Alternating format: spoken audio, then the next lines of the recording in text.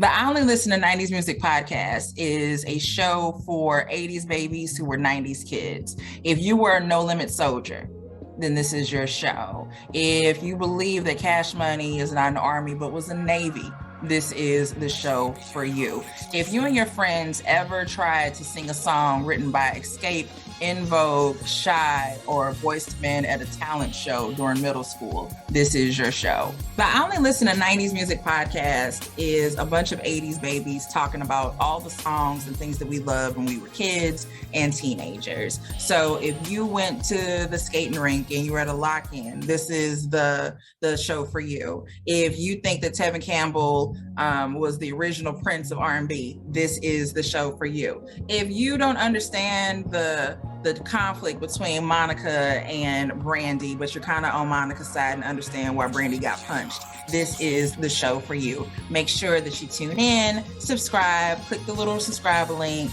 We're here. We're going to talk about all things 90s music. This is the show for you. All right, welcome back to Everyone Needs an Aquarius. We are back. Dom, how's your hearing going? Did you get it tuned back up? Like, where are we at? Oh, I probably actually I need to change the batteries. I'm gonna be honest with y'all. Do you have to charge them? I don't charge them. You have to change the batteries on them. Mine are not rechargeable.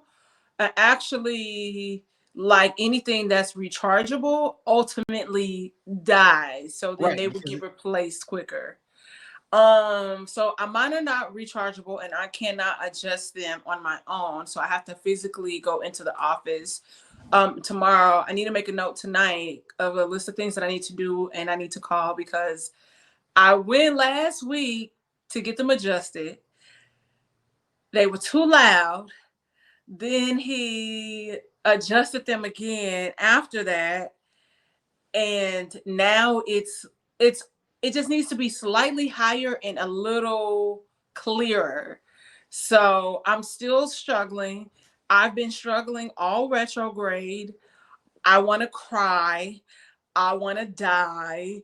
I don't want to die, God, in a literal sense. But if you want to start the rapture, I'm okay with that. As long as it matches you, though. I don't want to seem ungrateful for life.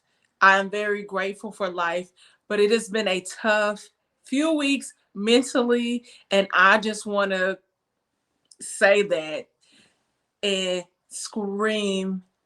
My dog has been putting me through the ringer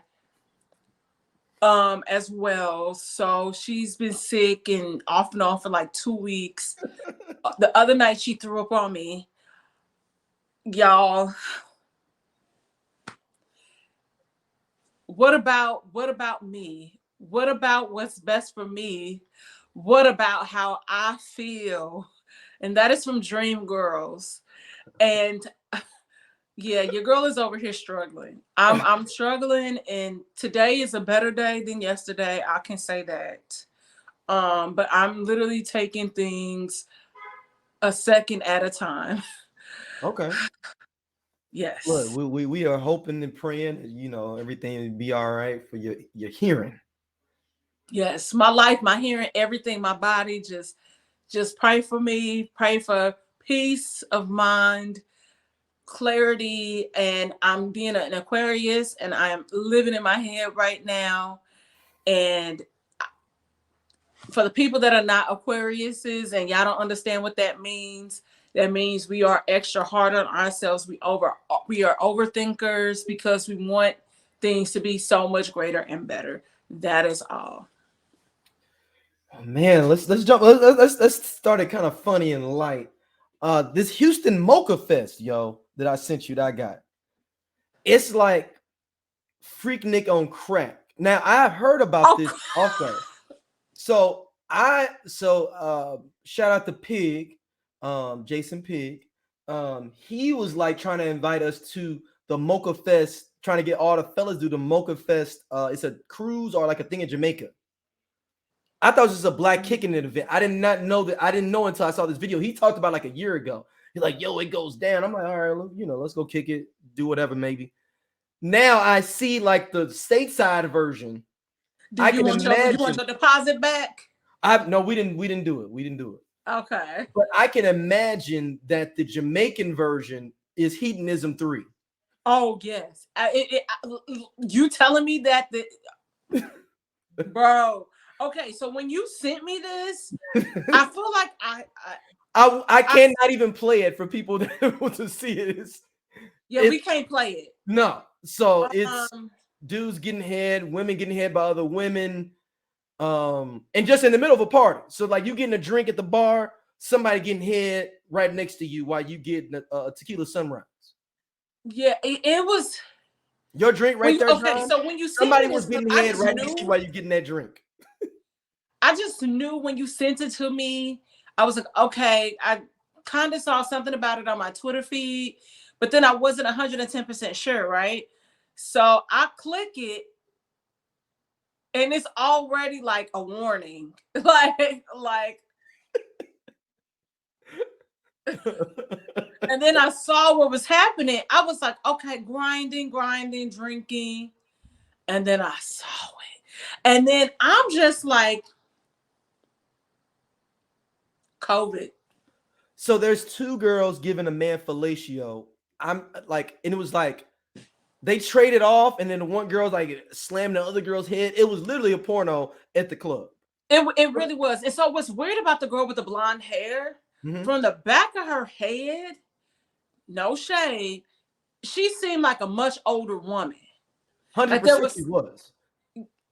She was? Yeah, I gotta be. Because it was something about her giving me like closer to our parents' age. I won't say that old. I'll say in between. Okay. I'm thinking like late 40s. Okay. But I knew she was older than us. I was like, there's something that's giving older, and that's no diss, but you had Mochafest, Houston. And I didn't even know it was like this. They kicking it. And the thing is, though, is that the DJ's doing his thing and on the mic, and then they keep panning around, and you see a dude getting head. Then you see a girl eating out another girl. You saw a dude munching on a girl. That was a girl. That was a girl on girl. No, there's one where the dude is like kind of munching, but he don't have. Oh yeah. In between her bikini. Yeah. Niggas, like First of all, that shouldn't be look, I'm not saying nobody shouldn't do whatever they do, like kick it like that. There should be a no phone policy though, if you're going to be doing that. I'm just confused because I just feel like and I don't. It's so many things to say. Look, because you don't want to sex shame, right? So I'm not trying to. That's what I'm saying. Not sex shaming. I just don't think that you should be recording it.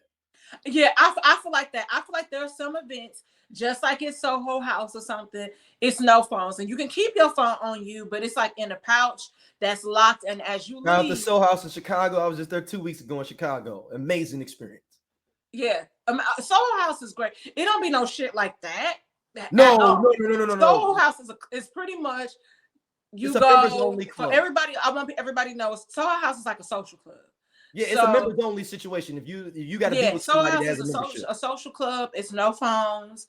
A lot of high profile people come through, so this also protects their privacy. Mm-hmm. We have a few restaurants like that out here where you also cannot have phones. So like the Nice Guy is one of them. Delilah is one of them. So question for you though, Dom, with that. Remember when Tristan Thompson got jammed up in New York? It was at the Soho. So how did he get jammed up if you can't use phones? Somebody probably still snuck their phone out because Soho House, they don't give you something to put your phone in. Right. They just like don't be just pulling it out like don't be pulling it out. And I mean, and people still be pulling it out. Like if you I've been in not the private rooms, but it's like, okay, so within Soho House, there's like different rooms. So like they'll have parties or like comedy shows there. So we've like filmed there.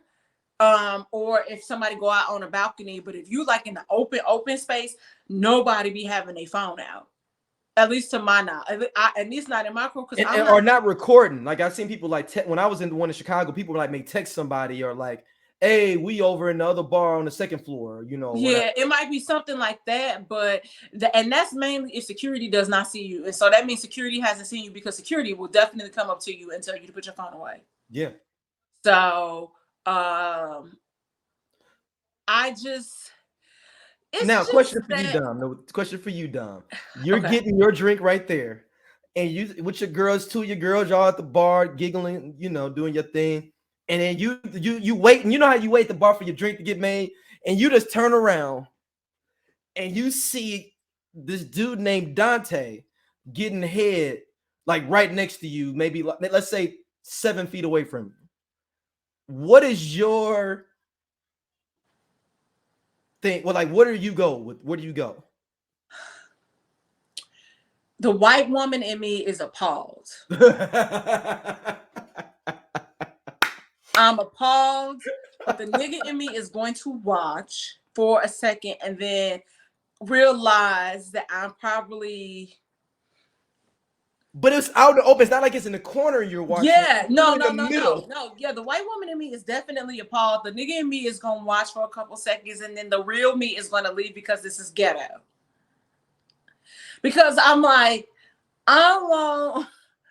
Y'all not gonna have my picture. You got STL on fire coming through taking the picture. You in the and background. then y'all see me. No, the fuck you not. I'm out. And I've never seen anything like that. Now I've seen like heavy makeout hunching sessions. Like, yeah, I've seen that. We've seen that a whole bunch of times at random clubs. Right. Like the bar we go to, and they were not with us because when we throw events there, it's still open to the public. It's not like it's a private event. So it be the white people, and the white woman still in me be like, you bumping and grinding. Go get fucked. Like, go to the bathroom or go to your car or something, because somebody else could be sitting there. Mainly me. My feet hurt. So I don't know. Like, I just want so much more for us. Like, I'm with you on the no phone thing. You know what I mean? Like, if it's gonna get wild and raunchy, I'd rather just hear stories than to physically. Exactly.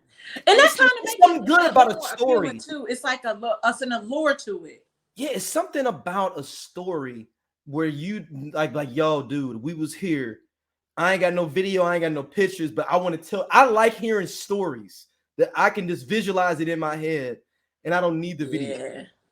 It's something cool about it, like hearing the story. You make up your own mind how it plays. It's like reading a book where you make up how the characters look, how they moving around. Right. And I don't know if that is, and you got to be a good storyteller too. Don't be telling us bits and pieces. You got to be a really good storyteller to be able to do something like that. Because I think about because you got to describe to people with you, like, I want my boy Tony and my boy Chris. We sitting there, I'm standing over in the corner. He got on a motherfucking Burberry suit. I don't know why this nigga wore this. And then you just, it's like, it gives you the visual of like what you're experiencing. Right, because I immediately was like, well, it's not like it's a checker suit. It's just a really nice, expensive suit. But y'all, like, where y'all going? And I told him not to wear it. You got to put in like your input. Like, I told him not to wear it. I told him not to wear it. But okay, so like I tell a lot of people, a lot of the stories, like a lot of things that I've encountered in LA is just really random nights. Like, those are some of the best nights, right? Yes. You might get a picture before shit starts to pop off, or in the middle of a pop off, you might got like a Snapchat story. And that's when we was on Snapchat, kind of heavy, and you kind of trying to piece together what the fuck happened because you woke up and you don't remember. And Snapchat would help you out to figure out what happened with your night. Yeah, so the night, I think I was telling y'all about the taco. The taco being in my bed. Had it not been for Snapchat, I might not have pieced together what happened because I did a Snapchat story at the taco truck. I clearly went to the taco truck because I had a taco in my bed, but I was like, what the fuck happened? Like, what was I doing? How did I get fucked up to this point? And I was at the bar up the street. turned. So question for you, Dom. Is Mochafest trying to become the new Freaknik? With this, is this good promotion for them, or is this bad promotion, or because you know the next Mochafest It's gonna be popping. Oh, it's going, and the thing is, there's gonna be a whole bunch of hard legs too. Yeah, It ain't gonna be, I still wouldn't go because it wouldn't be the niggas there that I fuck with. No. And I'm advising women right now, don't show up to the next Mochafest because it's gonna be a gang of hard legs and it's gonna be a lot of sexual harassment. Yeah. I guarantee you. Yeah, if you ain't trying to go and just really be free, don't go. If you're not cool with getting your ass grabbed at least 115 times, yeah, I wouldn't go. Don't even keep your ass close to the wall because they're gonna grab your coochie. So it's like they're gonna grab something. Yeah, and it seemed like because niggas are savages. Because it was like a pool party, clearly because girls had on swimsuits. Yeah. So, but if you trying to get you only in town for the night, like you trying to kick it, turn the fuck up. But if you trying to go and find a husband, I'm not saying that you can't, but I would be very leery. And so it makes me think about like all those like parties, like we just missed. Well, I just missed out on. You didn't, because you younger. That like those 90s parties. I don't know if you remember like the big Grafton parties used to be in St. Louis. Did you hear about those? The big Grafton. It was a Grafton, Riverport, not Riverport, Raging Rivers. Okay. Used to be big parties they used to do there in the late 90s, early 2000s. And like I was either in school or like I was too young to even go to them. And they say it's be crazy. Like, and I'm imagining, I don't think it was Mochafest because that was egregious what was going on there. I don't think anybody was getting head standing there next to no, it wasn't. It was probably more so twerking and percolating because and maybe a nip slip. And maybe a nip slip. And somebody was like, hey man, I saw back then you saw one nip slip. It was everything for those 50 dudes around there that saw the nip slip. Yeah. Now we getting head at the pool party. Niggas, I don't know. Like, part of me, like, what's weird is that because like you said, if this was Jamaica, we wouldn't be shocked or surprised. But because it's stateside in Houston at the fucking regular Four Seasons. But then, this was at the Four Seasons. Oh, no. I'm just putting up. I don't know. I was like, I'm spilling whiskey on. No. I'm just putting up a saying a random hotel in Houston. So okay. You know what it really is? It's just like, Ratchet me was like, get it in, have fun. Cause there's still a little rat in me left, right? Like I could do one more Tutti Reche. Mm-hmm. Look. Game but is the but also Americans, we be so prude. Like we be so prude when it comes to like sexuality, just in general. And so I feel like shit like this technically could happen like in France or Spain. Like, like a lot of them places have nude beaches, but it's not like if somebody is recording illicit activity happening. Like I feel like there's a code of conduct. And what I mean by that is people pay to go to live sex shows in Europe. Yeah. I went to Crazy Horse. We sure did. Oh, you saw a live sex show? Yeah. Well, it wasn't sex, but it was full frontal nudity. But no, and it was dancing. Pay to see people fuck. I can see that. Yeah. Now, do I know where to go see these shows? No. But would I like to go? Absolutely.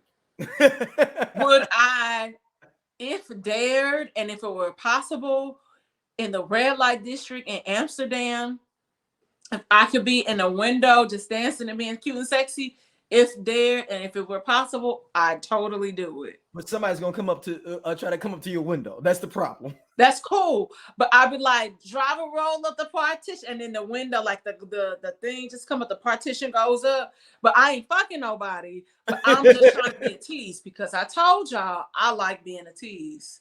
So, just saying. Yeah, Mochafest, man. Look, you look. The next Mochafest is gonna be off the chain.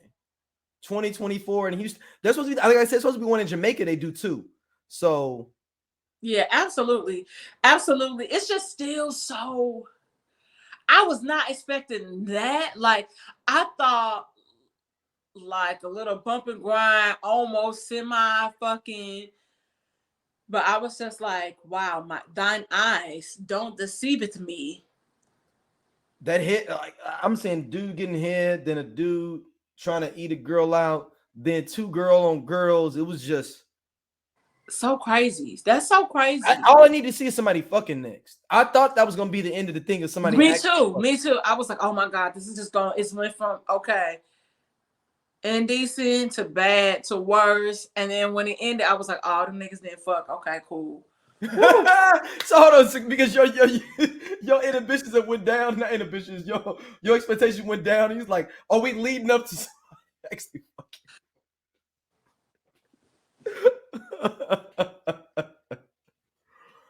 All right, mentioning some more fuckery.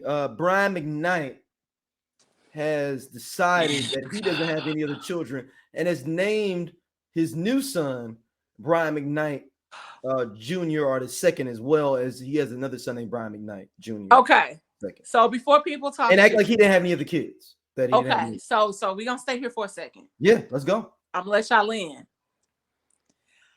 So my mom's name is Jennifer. She was named after my great grandmother, Grandma Jenny, that I had the opportunity to meet my great grandmother in the 90s. She lived to be like 104, I believe. Oh, yes. snap. Okay. Yes. And Mississippi, Columbus, Mississippi. But so my mom's name is Jennifer, named after my great grandmother. Y'all, I have an aunt that's in England. Her name is Jennifer as well.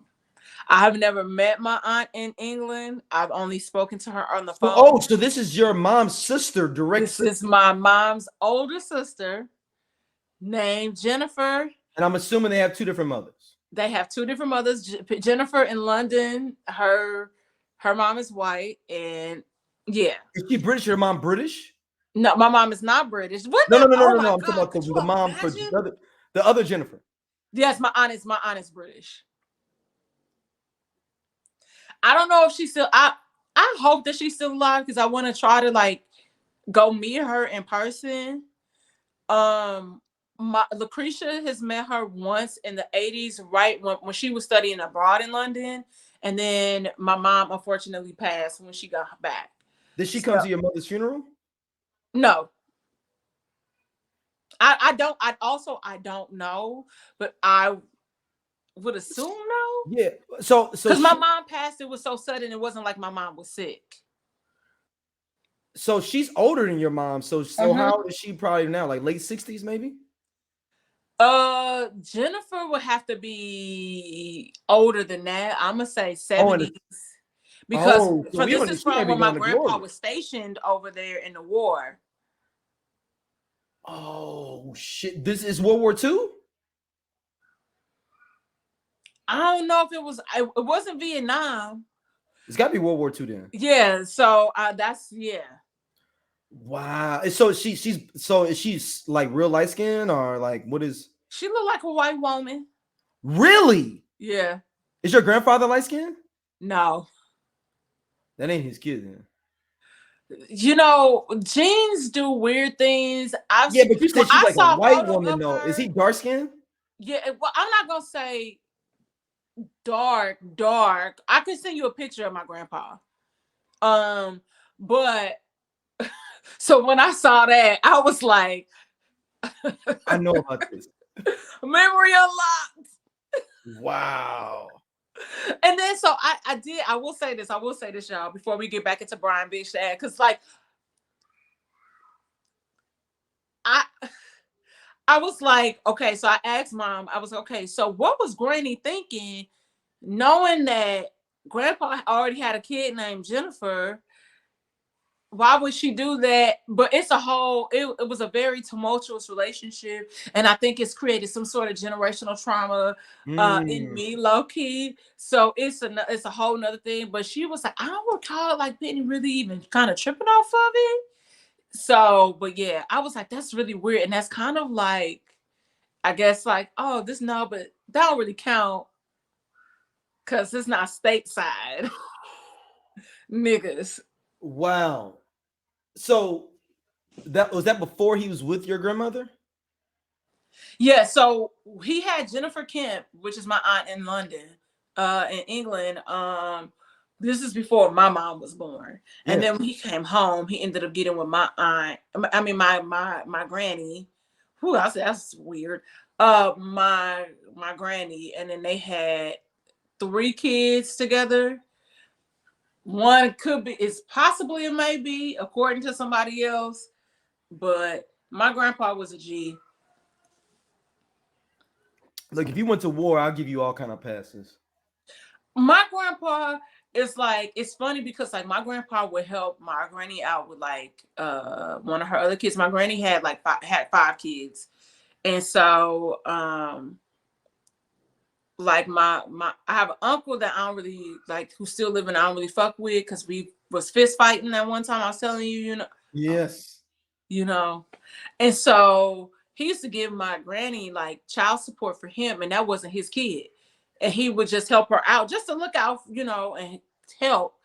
And so he was like, I remember this, I'll never forget this. My grandpa was like, yeah, that Peppy, he's something else. He got a mouth on him, he hard-headed, he don't listen. And one time he was at my barbershop and I told him to stop doing something. And he said, I ain't got to listen to you. You ain't my daddy. And he said, you're right. And I never gave your granny another dime for that nigga. I was like, oh, that's when I knew. That's when I knew. When my grandpa told me that, I already knew what my next journey in life would be. And it would be to fight. Hey, that's ill. I miss my grandpa, man. We used to go to Hardee's. Okay, anyway, I ain't about to cry on this show. Yeah. No. We let's talk about your boy Brian McKnight.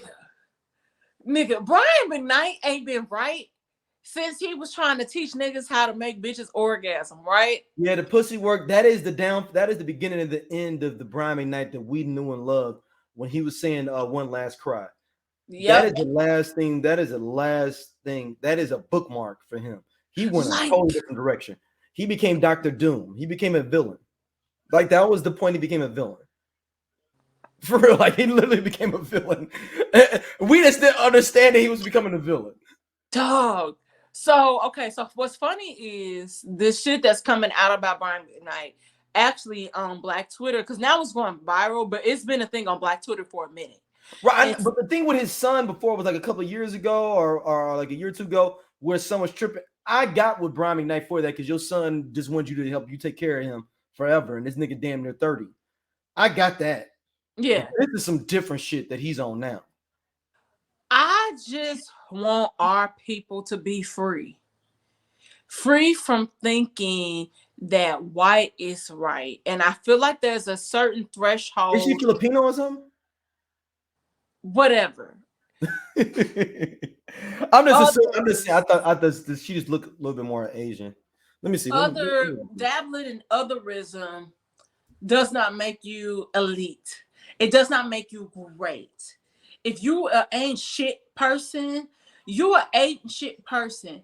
And honestly, maybe all along, Brian McKnight ain't been an ain't shit person, and he's just allowing us to see the truth. Because like the fact that you were trying to play in your biological fully black kids' faces like this, like I want to beat your ass and you're not even my daddy. 100%. Like I think he has 2 or 3 kids from his marriage to the black woman. Mm-hmm. Which, all good. But the idea you saying like you taught me how to be a girl dad, and you know how I feel about my panda bear. You know, like the idea that I would just have a whole and that's not even my kid, her kid, do some other shit and say that little girl taught me how to be a girl dad. This is the best thing. I have a conspiracy about this. Okay, go ahead. I'm here. I think he's jammed up for some other shit, and he's trying to make his current wife feel okay about who he is. So I think this has nothing to do with everything that we thinking about.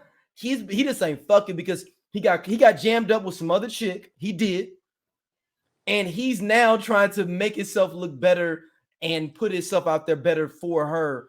and saying like, this is how much I love this family because he got caught doing some other shit. He's overcompensating. That's an overcompensating situation. You know how niggas do. I fuck with that. You know how niggas do. They'll be like, yeah. You know how many niggas we know that'll be like, they didn't fuck 30 chicks though. They'd be like, man, I love my wife. You know, ain't nothing else but to be with you. And you be like, nigga, I saw you on the Mochafest thing. Like LeBron James? Don't do that. No, we talking about Mochafest. Oh, okay. Like, I saw you on the Mochafest video getting head. How you love your wife and your family. Okay. So so think about that in that sense. Okay. So how that video of Chance the Rapper came out. And then they're like, and I was like, they're dancing. It's no big deal. But then the wife was like, kind of posted semi-cryptic messages, which I don't like shit like that, because I'm like, bitch, call it out. Like, call us. Or my whole thing is, don't fuck up your potential money that you getting for child support and for your alimony. That money will get reduced if he ain't making no money. I don't know how women ain't figured that part out the game yet. How you want to stop my bag, but then expect you to get a bag?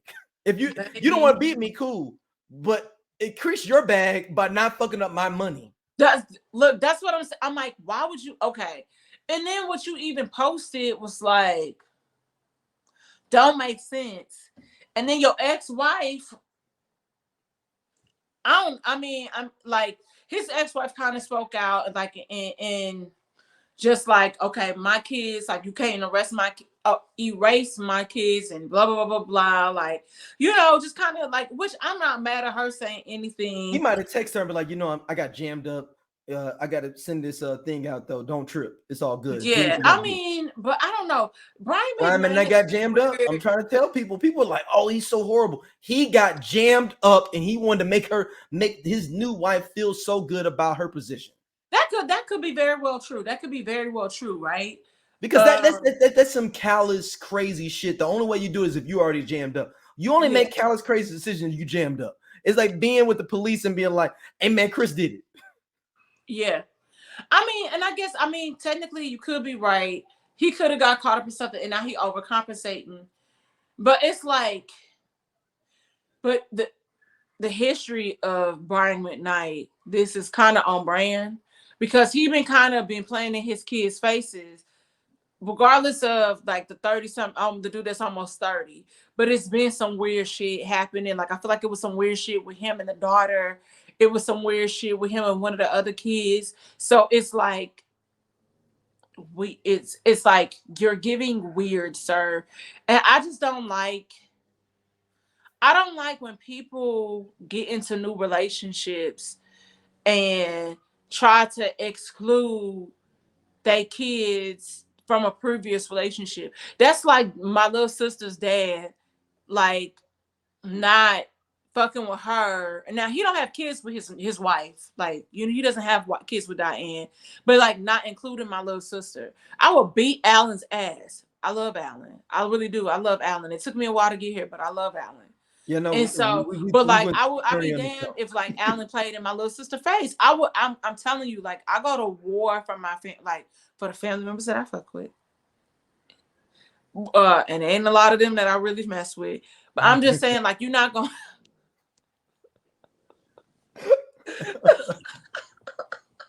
Hey, yo, this episode's wild, yo. It's the whiskey. I've been having a hard time. Too. Like, I'm sorry, yo. I'm giving y'all the best that I got, baby. Like, it's honestly, like, truly, like, I get what you're saying, but I feel like Brian McKnight has been a fuck nigga for a minute. You know what I mean? And so it's like, it's kind of hard to decipher if there could have potentially been something else happening. That's all I'm saying. It's just Brian McKnight, though, is the guy that you think.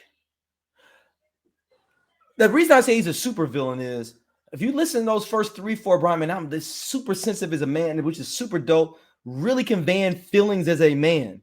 Right. Like what relate your ups and downs of relationships. And then around 2011, 2010, we get the pussy work. And that took people understand, like, our younger listeners that may not have been around when Pussy Work came out. That was one of the biggest things on the internet that song came out. And he was dead serious sitting on the piano. He's like, I got something I've been working on. Do-do-do-do. Let me show you how your pussy works. Yes. I was like, yo. Yeah. I mean, it was like, you remember how Smokey Robinson had that moment where like the orgasm album he just came out with. Like it was worse, you know, and so I mean, like I feel like low key. I used to, and this is coming from a person. I thought Brian McKnight, even when I was younger, was very attractive, and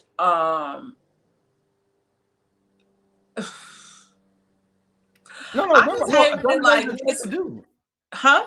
Brian McKnight is an attractive dude. He's an attractive dude, right? Yeah. I just hate when niggas switch up on me. Like I hate to switch up. And he like, did the switch up. Scotty ATL, because I'm in that video, by the way. Never switch up. I'm in there. But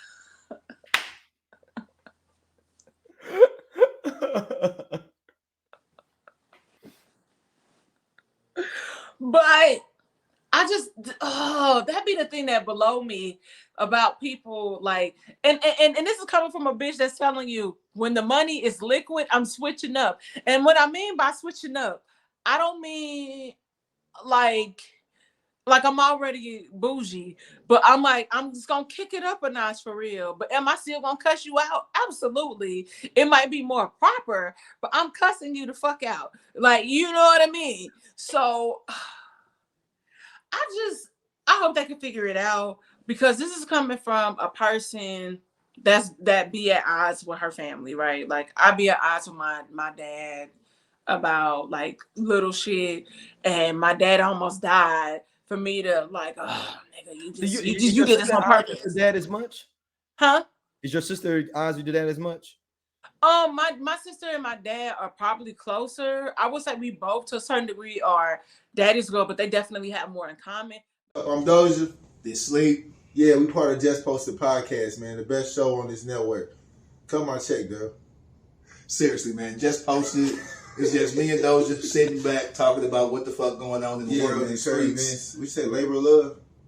He said labor of love. I ain't say that shit. Shout out to you know what I'm saying, everybody coming to watch though, man. We really appreciate y'all. Holla at y'all later. Hey man, this nigga just tall for no reason. I'm gone. And he do regular jobs. Don't forget that.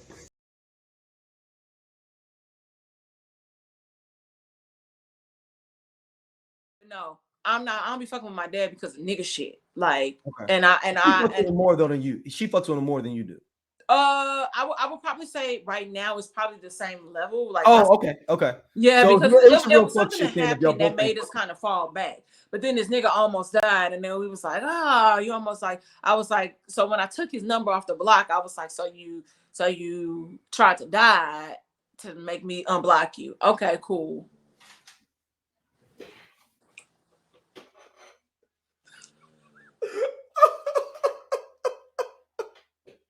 You tried to die to get me to unblock you. Wow.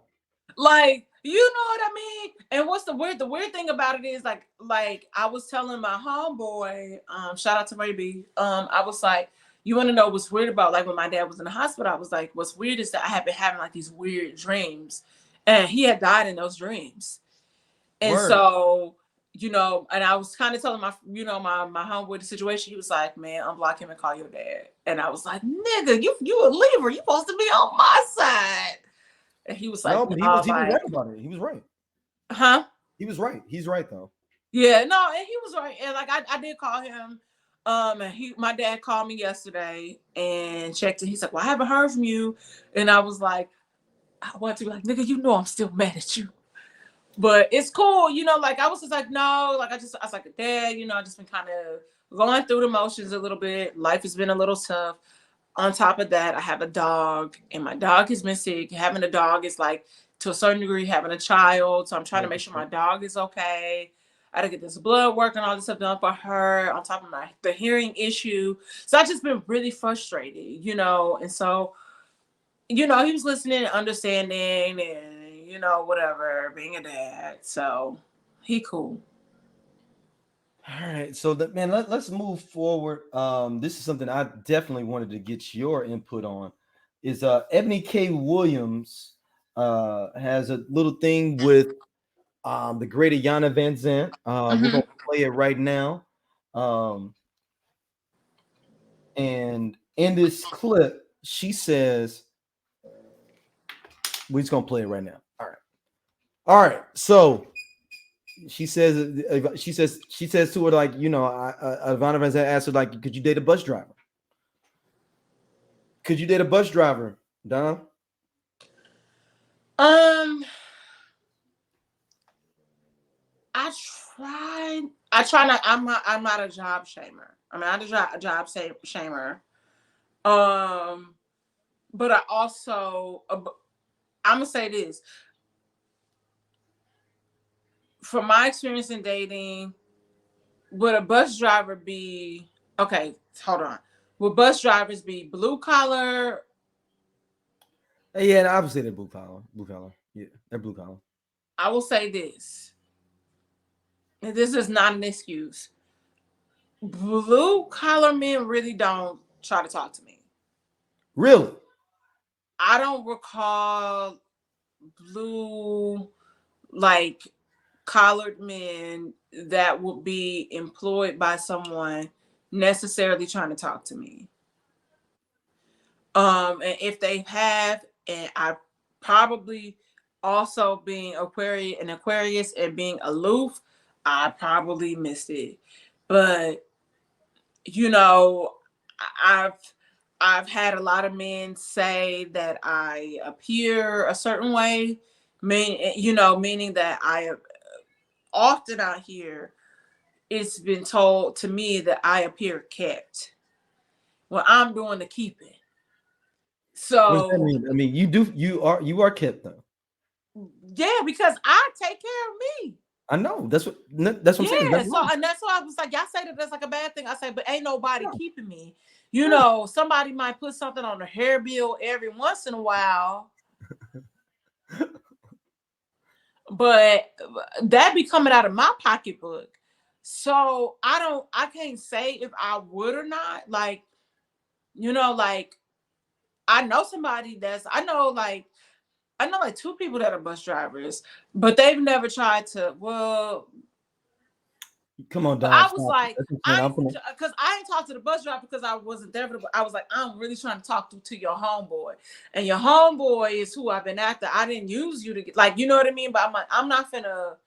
Well, I know I could. You know, I feel like I could probably pull this other person, and that's no shade. But that's the person I really wanted to talk to. That you were attracted to. Yeah, that I was attracted to.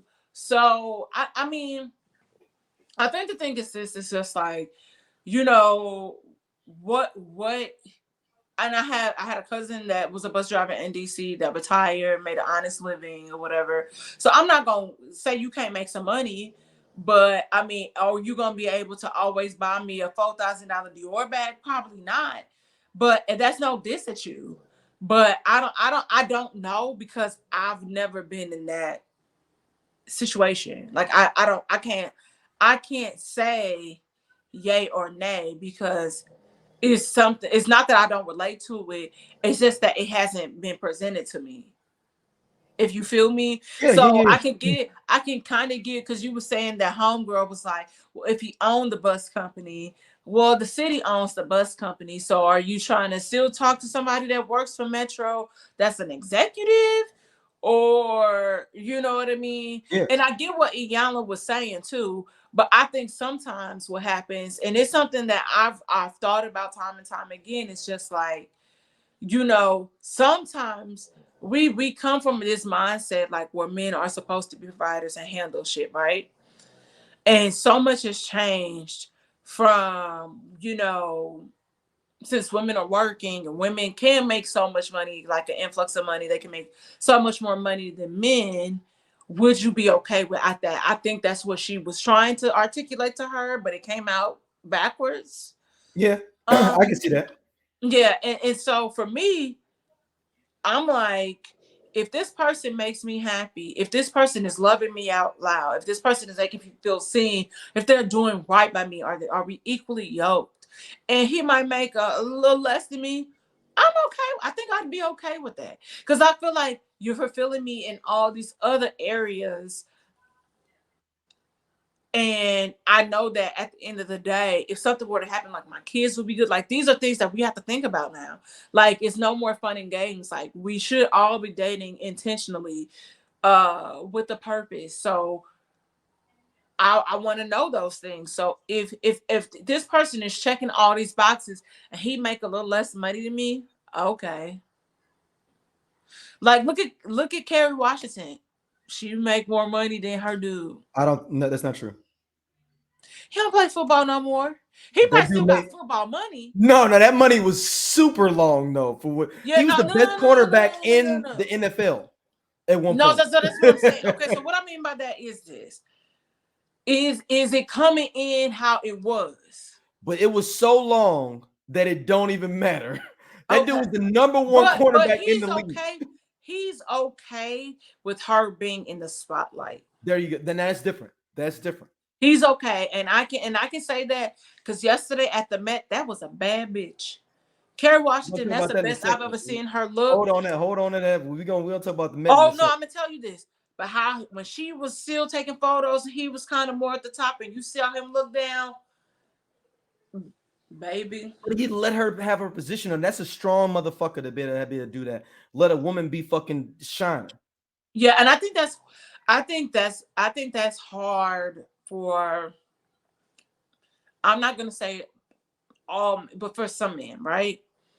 Because I've always been open and honest, even when I was dating in St. Louis, about moving to LA, trying to fulfill my prophecy, like my dream and all these different things. And, even now it's like, like person is like, like, oh, you're famous and blah, blah. I'm like, no, I'm not famous. My friends are famous because my friends are famous. Like I have like friends that are famous and and that's not a bad thing, but those are my genuine friends. You know what I mean? And yeah.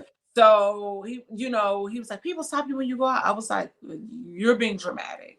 That's like every blue moon that happens, but how often is a blue moon? So my thing is with it is everybody can be right. Yeah. It's your personal preference. Is what if you want to rock the game like that, Eboni has every right to want what she wants like that. But on the flip side of the game as well. D, can you hear that? I don't hear nothing. Okay. You hear that? Nobody hears nothing.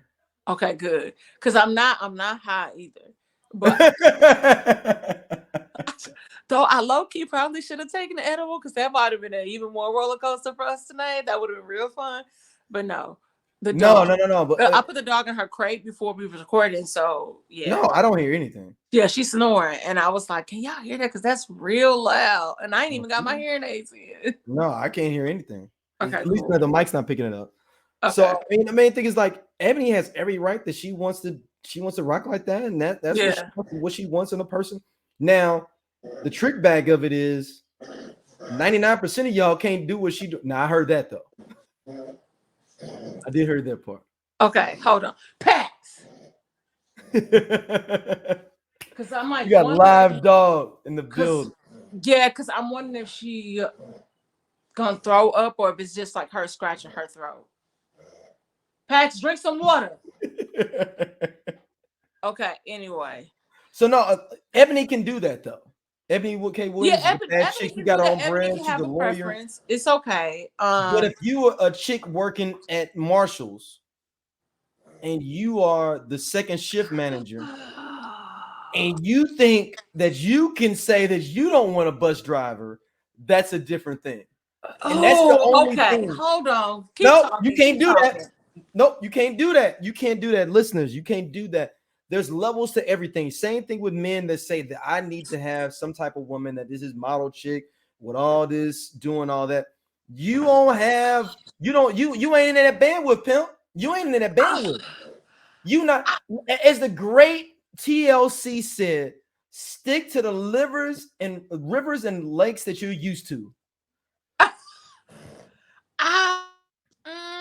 No, but now in the same moment, men will also they have the ability to be able to go get a woman that works at Jiffy Lube or Burger King as a cashier, she bad, and get her and, you know, want to be with her and be, you know, her, and say like, I'm gonna be with you. You ain't got no money. I'm gonna be with you. Men have the luxury of doing that. Now, that's old school thought process. I don't know any man that has went into a Burger King or anywhere low key or lower value and be like, you know what? I'm gonna save her. Most of those women are already kind of like got themselves at least aesthetically set up to be at a different level, if that makes sense. Like nobody's going into their like, yo, it's this girl Burger King. I think I'm gonna save her. I want her. I want to uplift her life. Yeah, I mean, I think it's kind of tricky because the whole thing is tricky. Let you play what you want. You play this game you want to play with. You whatever it results with is up to you. Period. Male and female. And also, I'm tired, y'all. I remember the days where we were able to not know all the bullshit that was going on the rest of the world. You didn't know these many girls had fat asses. You didn't know these many dudes had money. You was in Louisville, Kentucky, and you just liked a little dope dealer that had a little bit of bread, that lived there and could take care of you and make sure you can go to the little speakeasy downtown in Louisville. Now you found out you bad nationwide. Dope dealer dude, you found out you can go fly out somebody from LA. That's what made this thing way more toxically indifferent. And Ebony's talking to a certain section of women, not all women. All women cannot feel that way. It's like all men can't think that you're gonna better get a Melissa Ford. Same principles. I don't know, like, because here's the thing though. Men, because if you're gonna get the chick at Burger King, no Dom, and you be like, man, she got a potential, you gotta pay for her to get the Melissa Ford level. She ain't coming right out the box looking like Melissa Ford just working at Burger King. Because now she already been inundated with here's the thing, like men historically, like to a certain degree, like they date down. You know, it's also it's kind of like I think the dating down is harder now because you know you find now before I can find you. Yeah, I don't know. So I'm just saying from my perspective, I'm a 42-year-old man, and if I just meet somebody that even, let's say they even 15 years younger than me, it would never happen ever in this spectrum of my life, but let's say it did, and I meet her, she like, man, she kind of cute, man. I'm gonna try to build her up. If she's fine enough, from my perspective, she has already known she's been fine for a long time and has already built herself up to that level that she's that fine enough for me to want to fuck with, if that makes sense, is what I'm saying. Yeah, it makes sense. It's so you just ain't getting nobody off the bench. Yeah, I mean, she knew the way this society is now. She knew she's fine at 21 because somebody already tricked off on her at 21. Yeah, I guess you're right. I just feel like, I don't know. I still feel like it's this weird catch-22 when it comes to if Ebony wants to not do that and like you want to miss your blessings potentially, or a man that will love you, that's her perspective. That's her. You playing this game. It's a game. It's going to the gambling facility. It's rolling the dice. It's saying like, hey, I can't get mad at anybody for feeling the way they want to feel to play the game they want to play it. Yeah, I mean, but here's the thing. What's wild. You can't be bitching though either on the back end. That's my only caveat. You say what? You can't be bitching on the back end about how niggas ain't shit on the back end. If you're trying to go after the 1 to 10% of niggas and you're like, niggas ain't shit. You can't, nope, not doing it. It's still niggas ain't shit. But no. Overall, yes. The principle stays the same. But I'm just saying you can't be like, you haven't opened up your palate for this level to be able to say that. You only trying to fuck with the niggas is doing this. And you know how many motherfuckers, dude, real talk, man. I was like, yo, I was tripping out the middle of my homeboys. Like, dude, he's like, dude, you know, we make like in the top 15, 20, 10% of money, period, in the world. And I'm like, oh, he's like, nigga, go look up that shit. So I'll look it up. And I'm like, oh, shit. The average median salary in the U.S. for anyone is $34,000. Yeah, I think it's this. It's just like you really gotta. Okay, it's all. You can play the game. No, Podcast, we definitely discuss healing. We discuss aspects of psychology. We discuss, like, you becoming the best you, mental wellness, For sure. health. Femininity, parenthood, dating, Definitely as dating. single parents. And it's from a lens of two psychologists, Yeah. So But also to people who grew up like with both parents, married parents, and then, like, you all know that Chloe and I are the youngest of our crews, like her siblings and my siblings. So yeah, so it's from that perspective. Yeah, looking as at life through that lens. Yeah. So you're gonna get a whole lot of things from us. From us being women, going through life as parents, and all of these awesome attributes. But yes, womanology, the study of women. The study of women. I'm not It's mad all at you game. guys playing It's the game. Monopoly. It's never ending. It's Monopoly. It really is, but you gotta kind of know how to play. And sometimes you fumble. And I've been a bitch that's fumbled before, like trying to like roll the die again, and I end up a little back. and figured out the dime. But it set me back, and I'm You like, can get them hotels on Oriental and them Baltic places and be living it up. yeah. Or try to get boardwalk. It's just the same thing. Same thing with men. They're like, But I'm that's the gonna try to thing. get Is okay. So that's what I'm saying. I was like, I go back and I'm like, and then I land and so You ain't gotta it's do that. I'm just saying you ain't gotta be. We taking this Monopoly motif you just brought in. I ain't saying you gotta go buy Oriental Place and all those places in Baltic Avenue and all those. But that is a route. You could build that up and be a hotel. You could, but then the Aquarius in me is gonna shoot for the stars. No. And I ain't mad at that. But you gotta be a bad chick to be able to get them stars. Yeah, see, here's the thing. It's just that's the trick bag about it. But here's the thing, though. Like, and we talk about like appearances and looks all the time. I ain't talking about appearances. My thing is energy and how much you. So feel that's what I was gonna say. Say. Like, if you floating through and you be vibey, like you can get far. But if you fucked up, that's with anybody. Like, it don't matter. Like, if your attitude is fucked up, I don't care if you look like motherfucking Rihanna or Beyonce or Kehlani, whoever you think is attractive, right? But if you got a shitty personality and attitude, nobody's gonna want to deal with it, whether it be Hector for a time period for whatever you have. You got enough bread, you got good personality, you look good, whatever it may be. They'll deal with it for a certain time period, but who wants to deal with that long term? Yeah.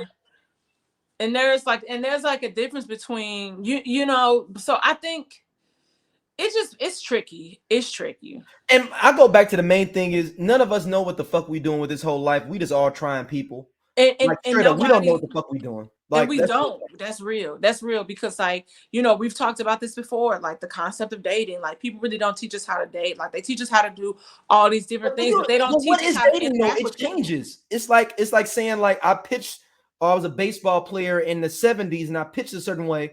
It changes now. Like, so even if you knew how to date, it changes up. It's literally a changing thing because people are constantly evolving. It's really interesting because like talking to people like in our age bracket or maybe like a little younger, like a few years younger, so maybe like your age or like a couple years older, like there's this weird thing that like dichotomy that's happening, and it's just like the conversation is no one taught us how to be partners. No one taught us how to do this or that. Like, our parents didn't talk to us about what requires somebody to be a wife or a husband, or where we're all just trying to like figure it out and hoping for the best, and if not, like, it knocks you down a little bit, but it's starting back over and kind of learning from like your mistakes a little bit. But then some people don't realize that they the prop, like, so it's like a whole cycle of things that are happening, and you have like generational things that come into play sometimes too, like I was saying earlier, and it's weird. So it's definitely tough. And even right now, like I observed something and it kind of solidified something that I knew already, but it kind of just like really made it what's the word I'm looking for? very present for me. And so like now there's a conversation that had to be had. And I'm just hoping that the person on the receiving end receives it, that I'm not trying to come at them crazy, but I'm just like, hey, this happened. And I want to give you an example, and maybe if I give you an example, you could understand it better. Because I don't want to be gaslit. Like, I don't like when people try to gaslight me or like play with me when it comes to my feelings. And, because, ego. And I feel like that's something that is ever present in like relationships sometimes too, is that, people have egos and we're afraid to be vulnerable. And, we know that that's kind of hard to be vulnerable people. So when we get to a certain state where we're like, we can process and figure out what's happening, and you feel a certain type of, you feel just in general. And to be able to speak up about your feelings, and somebody tries to slap it down. Slap you in the face. Yeah, it's like, it's really weird. So I haven't had that conversation. I'll follow up with y'all. But yes, relationships be hard, but not harder than what Pras is about to come. No. We gotta go to Met Gala. You gotta give your Met Gala. Really? Okay. All right. Real quick. The Met Gala section. You give your. I have no idea about none of this fashion shit. Okay. You get So super quick, y'all. I just wanna for my fashionistas and nistos. The Met Gala happened last night. It was the first Monday in May, as we like to call it every year. The Met has a gala, which is a fundraiser for the art for the Met in New York, and it goes toward like all these different themes, and it's always themed. Some people like to call this fashions Halloween night, which is fun. But this year's theme was Karl Lagerfeld, a line of beauty.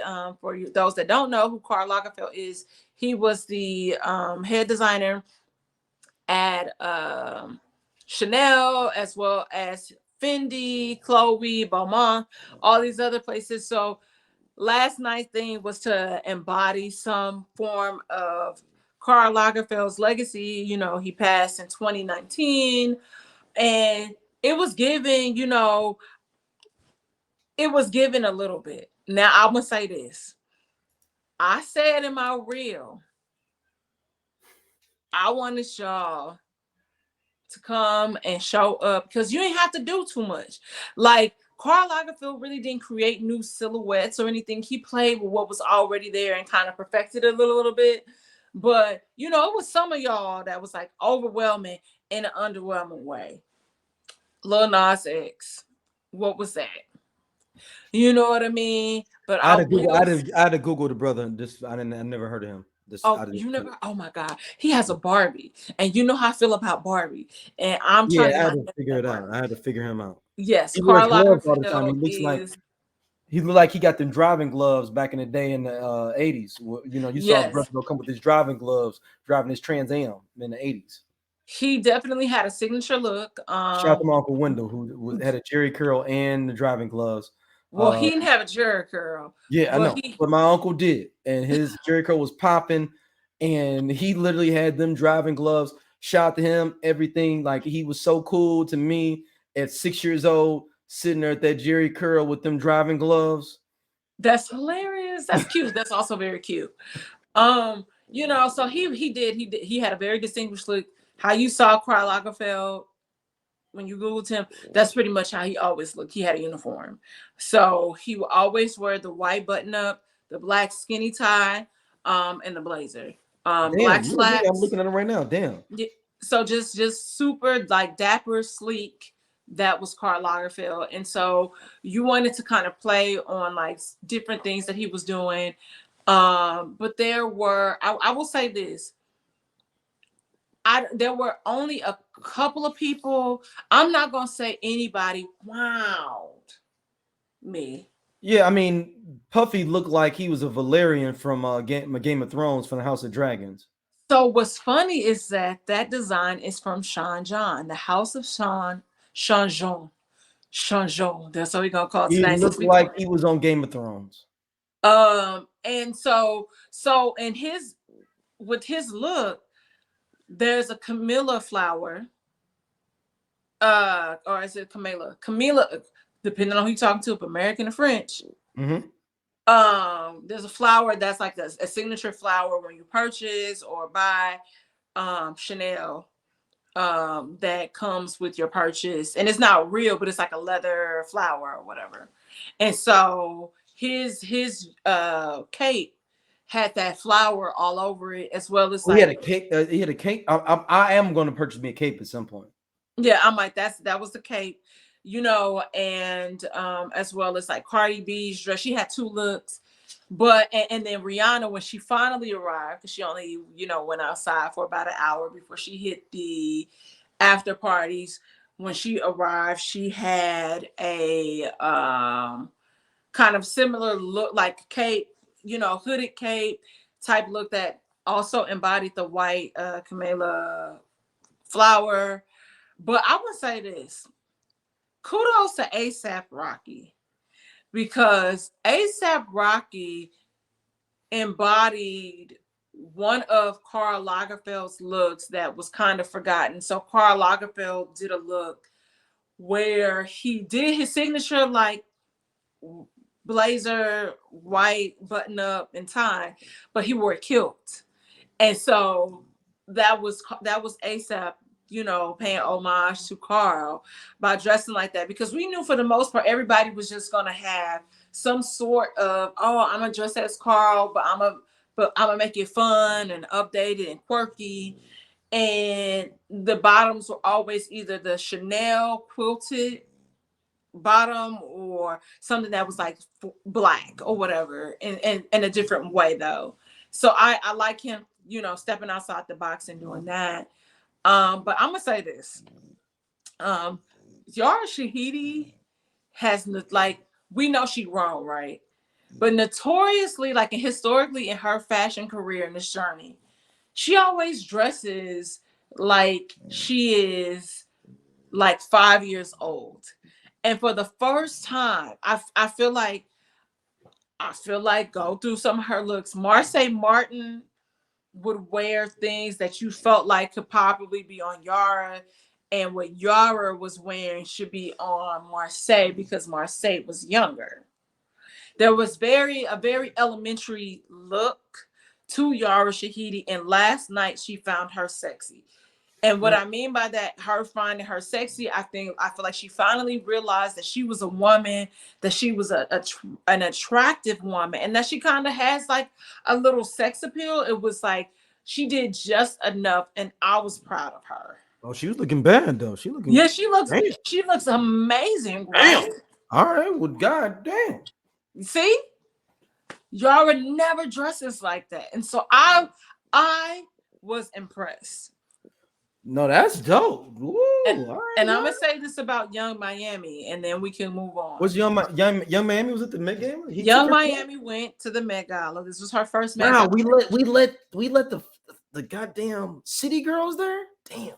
So, but here's the thing: the Met now is more so about popularity a little bit. It's not about necessarily you being a fashionista or fashionista, which is also interesting, because I was not impressed with Naomi Campbell's look. It was very but she's also so like no, you know Karl Lagerfeld, like you know Karl. Naomi knows these people, so it's a difference. Girl, look at her. And she just, girl, go get just chill. We almost done. And so, you know, it was very like, it was just okay to me. Like, I wanted Naomi to come as Naomi that walked for Chanel in the 90s. And I felt like the Miss Mark, everybody, Chanel is also known for like the pearls. Like you got the Chanel pearls, you got the Camilla Rose, you got the boy bag that like a lot of the, like Chanel has a very specific bag that the girls have, right? But people forgot about the chains, the leather line, like chains, right? Mm-hmm. So Young Miami, like when she went to the after party, posted a look, and it was like a cage, which is also but it was like a leather, not a cage, but it was like more like a corset, and then it had like the Chanel chains on it, right?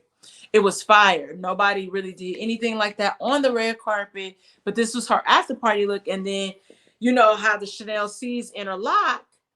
Hold on. I don't want like I'm throwing a crit, but I'm throwing a crit, but I'm not. The double C's, but it said CG for City Girls. So I'm like, so I commented and was like, okay. I was like, honestly, this could have been your Met look and you still would have ate. And she responded, originally, this was supposed to be my outfit. That's what she said. That's what she said.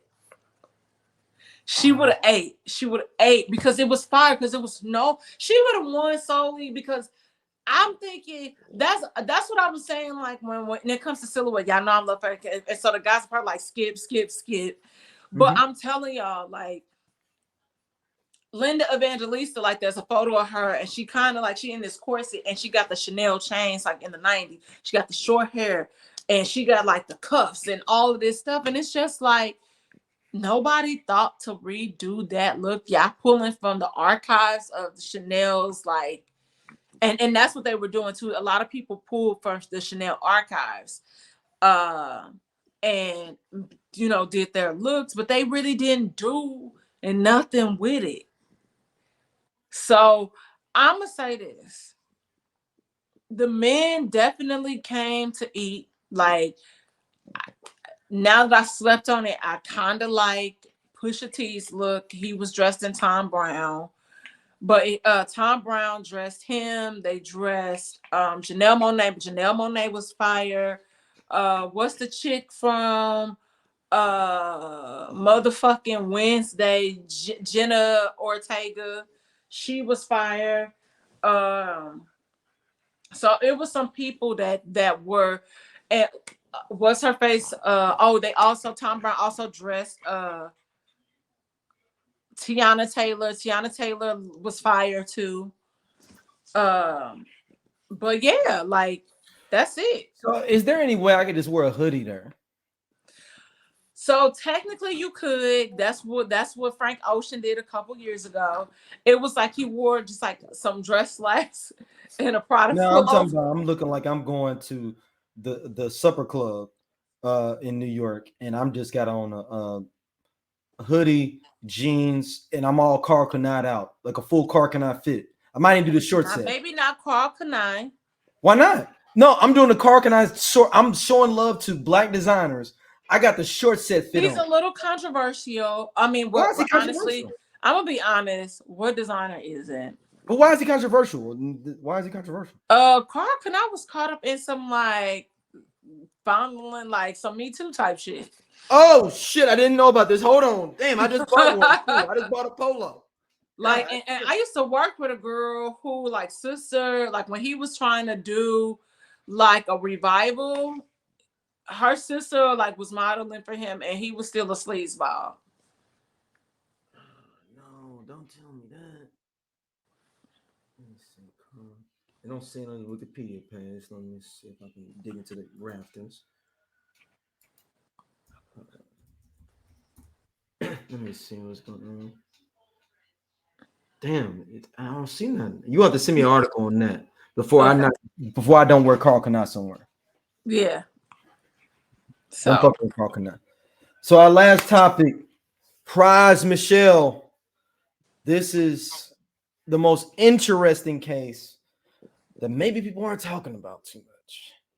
Maybe they are, though. It is what it is. Pras has been convicted of basically moving money from he's like a villain too. The dude, and he's Indonesian, that was 20 million from an Indonesian brother, moving it into presidential campaigns and moving around to other different people through him. I feel bad for Pras, man. Okay.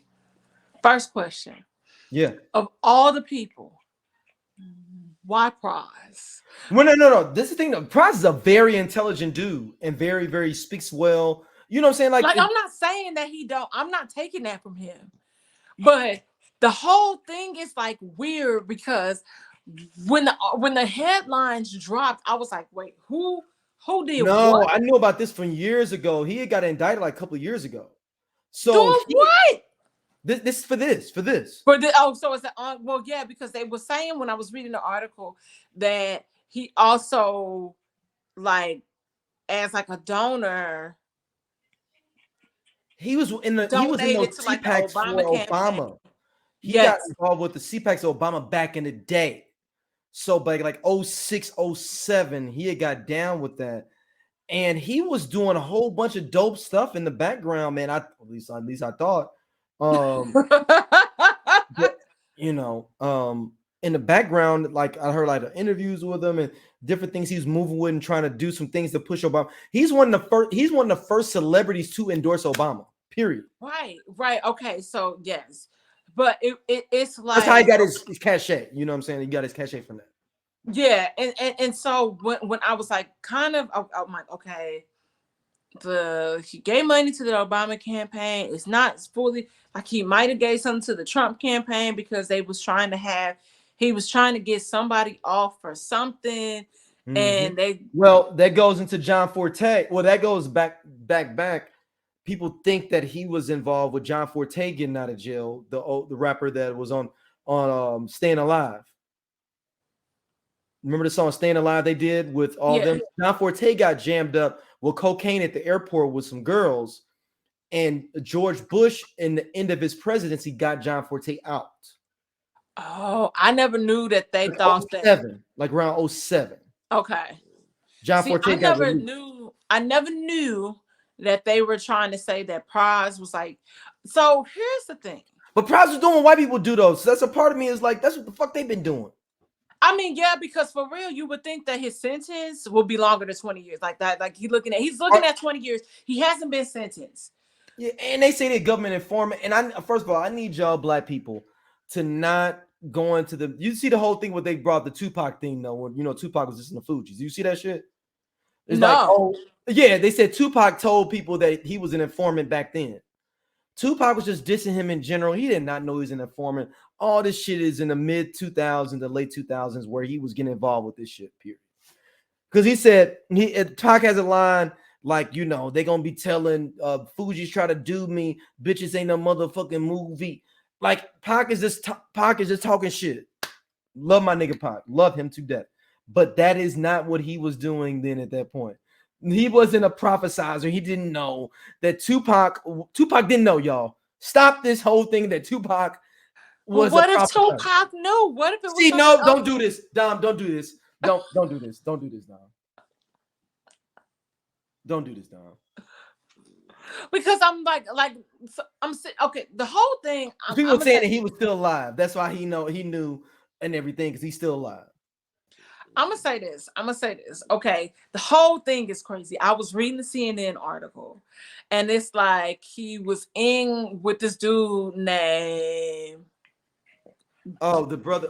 Is it? It's not Cho, but somebody. Because somebody named his name is Gupo or Gupe, and like they was trying to get somebody else out, and then it's like the main dude that they don't have, but that they think is like somewhere in China, had given him 2 payouts. One was 20 mil, one was 100 million. Joe Low. Yes, and so he's Malaysian, not Indonesian too. My bad. And so Pras is like, I wasn't funneling that money or doing anything with it. I thought that was for my personal gain and use, because I was starting a media company, but I'm not saying that he was an investor. He did start a media company that was trying to pop up. I thought it was going to pop. Because I remember interviews with him. Rest in peace to the great Combat Jack. He was on Combat Jack talking about this media company. And it was actually an official website. I put my email in there and everything. Yeah, it's like, and this is not a knock to Pras. No. I guess this is white people's fault. I'm gonna tell you why. This dude figured, you know what? I can do what they do. Because I'm trying to get a leg up on trying to get, I'm not dropping no more albums. I ain't got shit else left. I got Ready or Not, third verse is the best thing I've ever got. The third verse on Fuji Lie. That's all I got. I only got Ghetto Superstar. That's all I got left. I got to use the little bit of celebrity I have to leverage myself to get something out of life. So wait. And it's because of white privilege that he wasn't able to do that. Boom. Okay, you're pushing it. Do we think because of these accusations, do we think this is why the Fugees ultimately canceled their tour though last year? Remember they had a few days. Lauryn Hill's a basket case. I can't even say that because Pras would have been. I think it's Lauryn Hill. It's okay. Lauryn Hill's a basket case. Okay. Lauryn Hill owes tax money. She need that bread too. Don't matter. Well, I don't think she owe no more. I think she paid her just. Did she go to jail for a little minute? I feel like she might. It might not have been like a little minute, but I feel like they probably arrested her for it, and then she got out. But that's because you remember Lauren was still touring. Like that's how she ended up touring still. She had to tour a whole bunch to get to pay that bread. Don't look, and Lauren's one of the best to ever do this shit. Don't get it twisted. One of the best women MCs. I think she would wrap circles around Nicki if she ever put up enough material. Period. Yeah. But it's just strange. Again, I'm not trying to knock Pras. I just on my 2024 calendar didn't see Pras on it anywhere, to be honest. You know what I mean? But he was doing small stuff. Like he's got a documentary about being on Skid Row for like 3 or 4 months living. Like he was doing and trying to show how it happens and people really live on Skid Row and going through what they do and how hard it is there. Like he was doing some things in the background that we didn't know about that he's trying to grow and flourish because he don't have the name as much as Wyclef or Lauren. He got to figure out other ways to maneuver. But still, with all of that being said, I did not have Pras on my 2024 calendar being indicted for being an informant. I did not. You didn't either. But he wasn't even an informant. He just went. But if you read the stuff though, he just went to tell on homeboy Joe Lowe. Yeah, he did. So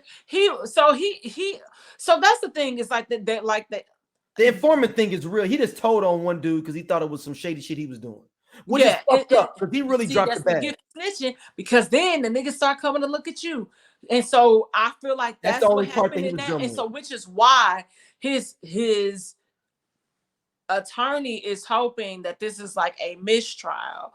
Like it'll end up becoming a mistrial because he's already convicted. It can't be a mistrial. He's not convicted. Well, yes, but he's hoping that it'll be overturned. Like it'll be then he can get back and get it overturned. Yeah. But because they can say, now I cooperate and try to help you out to try to get this dude that was embezzling money and doing some corrupt shit in the US. Can you look out for me?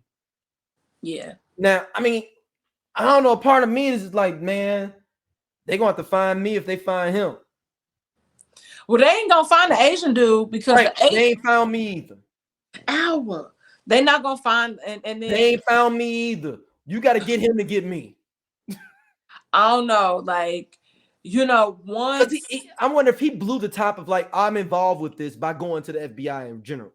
He probably did. Not even know. He probably did because then it's like, well, how would you know this information? And then they did the deep dive. You find him, and so you trying to be a good Samaritan. I'm like, listen, once that money cleared that was wired into my account, the way I would have been in Cuba or in a country where I couldn't be extradited. No. They ain't gonna extradite me. You gotta find him to find out why he sent me the 20 mil.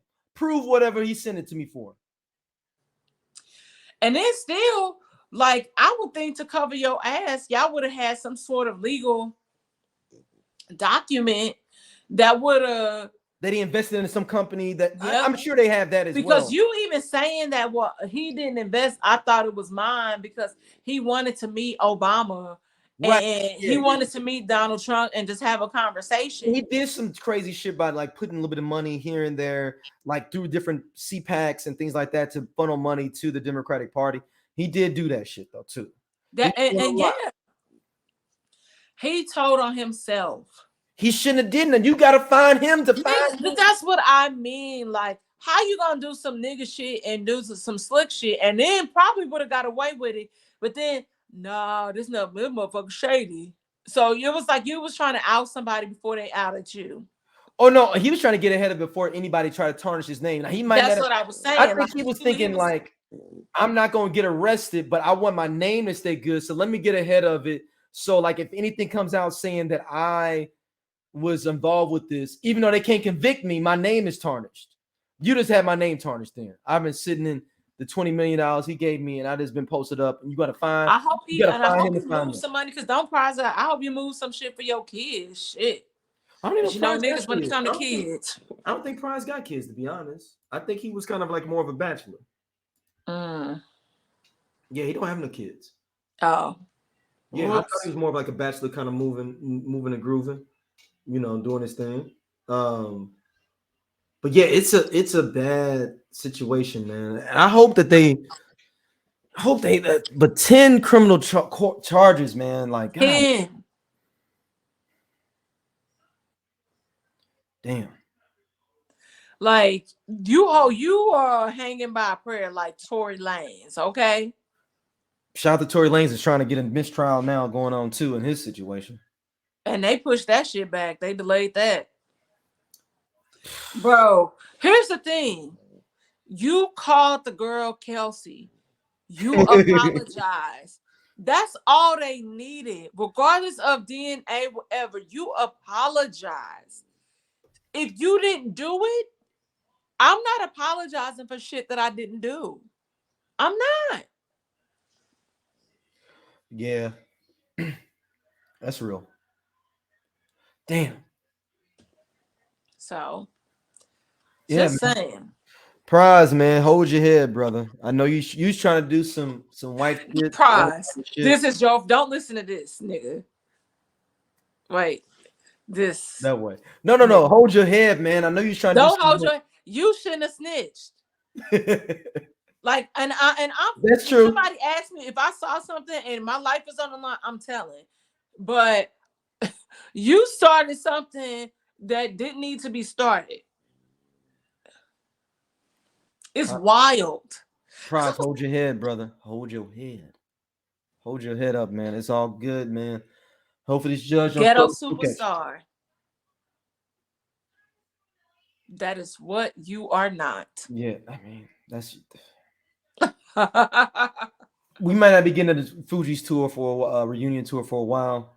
Hopefully we can get him 6 months to a year, and then maybe restitution. And he could come out here, do his thing, get himself back, because he was, like I said, he was doing some positive shit too. So we'll see. But we are wrapping up another episode of Everyone Needs an Aquarius. Dom, where can people hit you up at? If you want to cash at me, like Young Miami, Tender Lovings, Instagram, St. Angeles, YouTube, St. Angeles. Please subscribe to my Instagram. Well, no, I guess please follow me on Instagram. Please subscribe to my YouTube. I also have an amazing candle line called St. Angeles. Mother's Day is coming always up. In the show notes at the bottom. You click always right in the show notes, but Mother's Day is also coming up. So be on the lookout for a promo code, because I want to start shipping those orders, out this week. Because Mother's Day is May 14th, I believe, Sunday, whatever not this upcoming Sunday, but the following Sunday. So y'all need stuff for your mom. So stop buying her flowers. Buy her a floral scent candle. That will last her maybe about a month or a little over a month, depending on how long she burns it. So, flowers start to die a couple of days afterwards. Was it worth your $60 or $70? Because they about to hike up the prices like it's Valentine's Day. Of course, Shop the candle line. They don't never do that for Father's Day though, but it's all good. Some of y'all need candles for Father's Day. I'm gonna be no. I'm talking about the jack up the prices. Like they act like we ain't got. Y'all stuff just being expensive in general. Is it?